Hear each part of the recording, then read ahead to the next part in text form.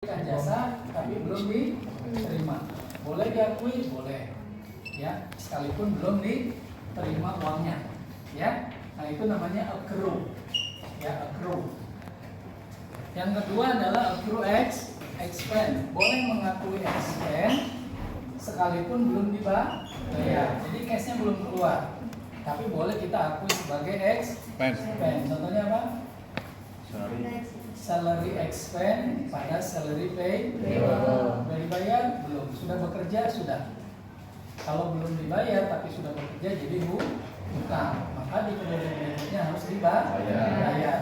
Nah, pencatatannya gimana? Itu kembali lagi, kalau mau konsisten dalam pencatatan gaji, pembayaran gaji, maka kita reversing entries, ya. Tapi kalau tidak di reverse, maka jurnalnya ada 3: salary expense, salary payable, ada X. Tapi kalau kita reverse, maka jurnalnya cukup salary expense pada sales.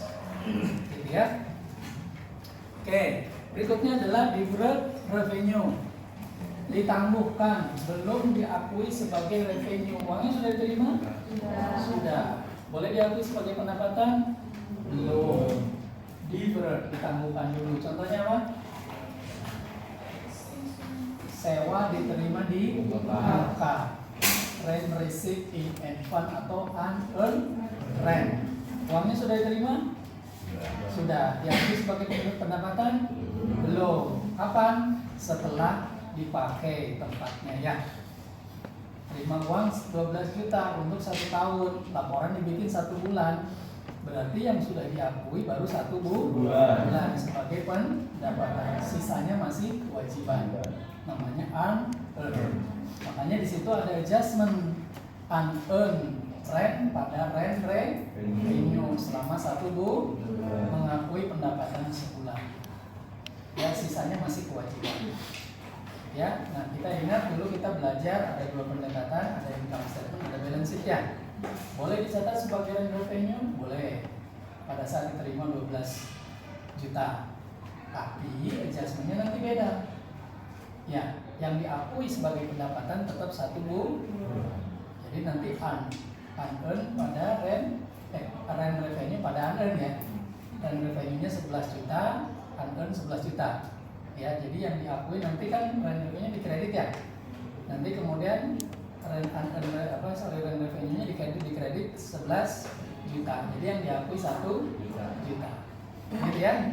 Nah, jadi jangan kaget kalau nanti menemukan buku yang mengakui di muka itu sebagai pendapatan. Boleh. Tapi nanti adjustment-nya yang diakui tetap yang 1 bulan.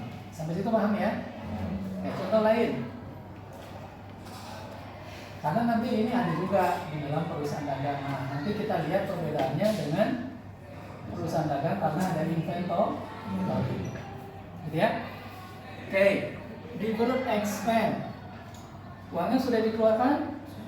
Sudah. Diakui sebagai expense? Belum. Contohnya?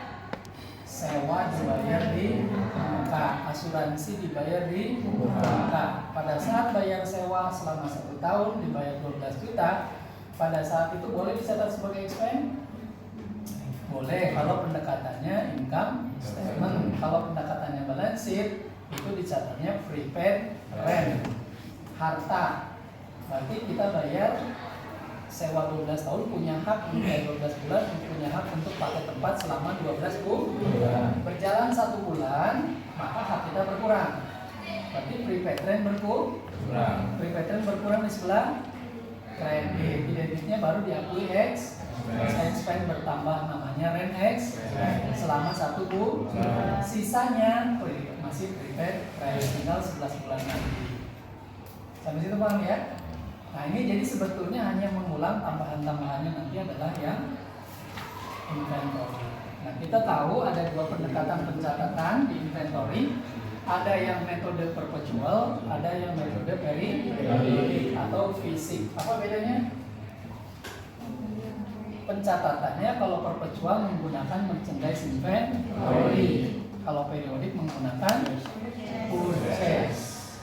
Ya, kalau ada potongan pembelian purchase diskon, tapi kalau perpetual perpetual, merchandise inventory. Ada ongkos kirim di mana itu FOB shipping point, berarti kita yang menanggung jawab pembeli.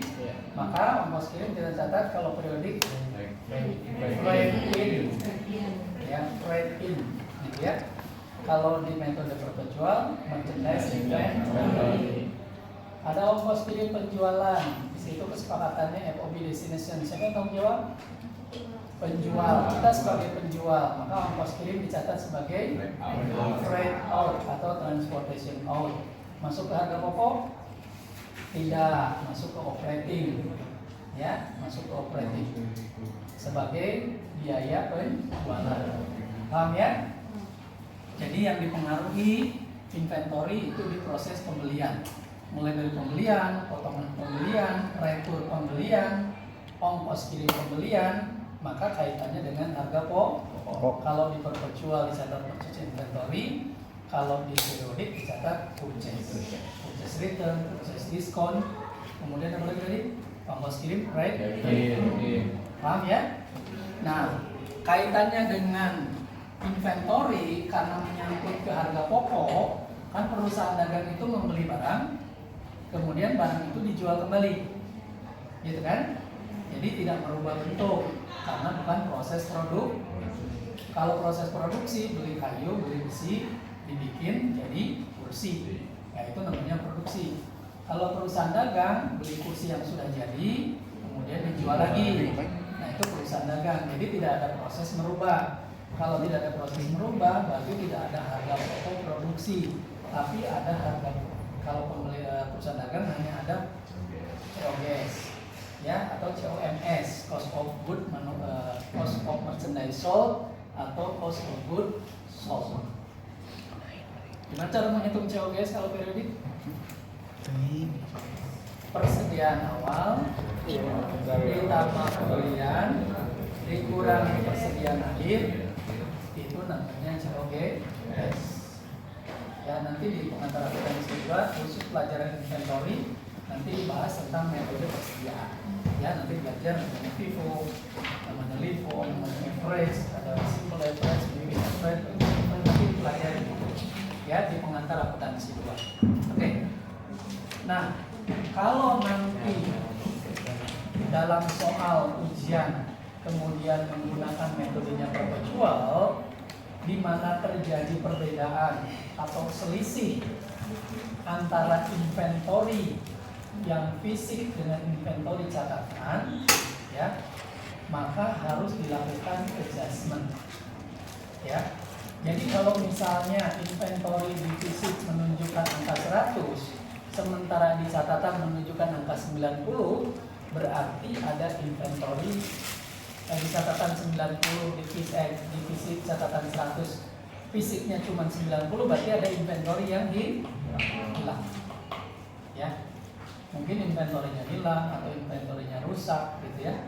Nah, inventory hilang, inventory rusak itu akan menjadi penambah harga pokok. Maka adjustment-nya adalah harga pokok bertambah di sebelah mana? Di sebelah debit.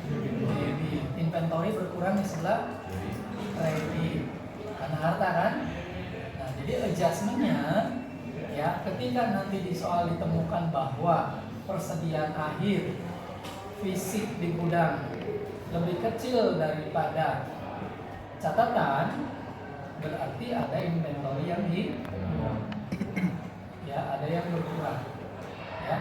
Nah, kalau ada inventory yang berkurang atau hilang, maka akan menambah harga pokok. Maka adjustment-nya adalah cost of goods sold pada merchandise inventory sebesar yang hilang, ya. Paham ya? Tapi kalau ternyata fisiknya lebih besar dibandingkan dengan jumlah di dalam catatan, berarti ada kesalahan pencatatan. Ya, ada kesalahan pencatatan kan? Nggak mungkin barangnya tiba-tiba masuk tanpa proses pencatatan, begitu ya? Nah, berarti ada kesalahan. Kalau ada kesalahan tidak di adjustment, tapi buat jurnal koreksi. Paham ya? Karena kesalahan pencatatan. Tapi kalau barang hilang, ya, atau rusak, itu kan bukan kesalahan, tapi kondisi yang memaksa harus